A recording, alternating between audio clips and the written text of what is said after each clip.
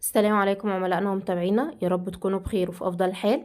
معكم مهندسة سارة من فريق الدعم الفني والإرشاد الحقلي لشركة المتحدون الدوليون للأدوية البيطرية.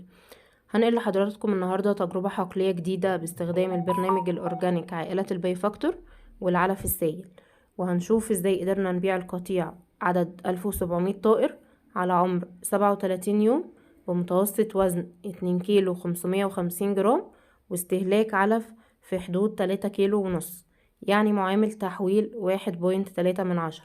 طب لو القطيع ده كان اشتغل بالبرنامج التقليدي والأدوية والمضادات الحيوية الأخرى علشان يوصل لمتوسط وزن 2 كيلو 550 جرام، هيكون الطائر محتاج ياكل علف في حدود 3 كيلو 825 جرام، وده بمعامل تحويل 1.5. طب كده يكون البرنامج الأورجانيك عائلة البيفاكتور والعلف السائل قدروا يوفروا للطائر الواحد في حدود 275 جرام من استهلاك العلف التراكمي خلال الدورة، يعني توفير 6 جنيه و60 قرش من تمن العلف خلال الدورة للطائر الواحد. أنا بشكر كل العاملين والقائمين على المنتج ده.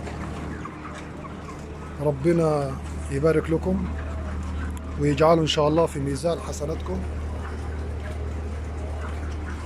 أنا شغلت الإضاءة الصفراء بس عشان الرؤية، عشان بس أوضح لحضراتكم التصوير، لكن أنا ما بشغلوش النور الأصفر، أنا شغال على الإضاءة الزرقاء والخضراء.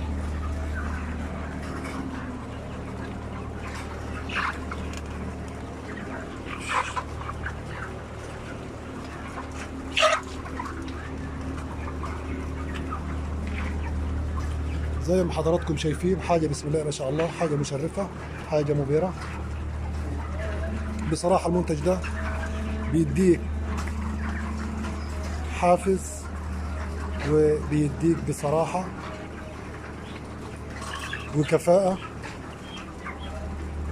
أو من الآخر كده بيديك باور، بيديك طاقة إنك أنت تشتغل، بيحفزك، يعني حاجة بسم الله ما شاء الله.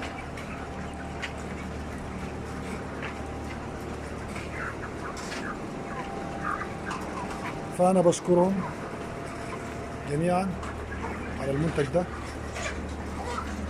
بشكر الشركة، وشكر خاص جدا جدا للبشمهندسة سارة. بصراحة ربنا يبارك لها، مش بتتأخر مننا أبدا، دايما بتأدي واجبها على أكمل وجه، وأتمنى لها التوفيق يا رب،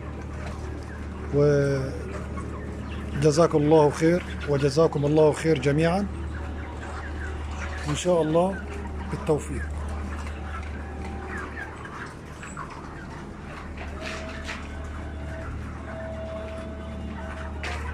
أنا عندي الأوزان على فكرة حلوة، بس أنا معلش مش معايا حاجة كده أطلع بيها.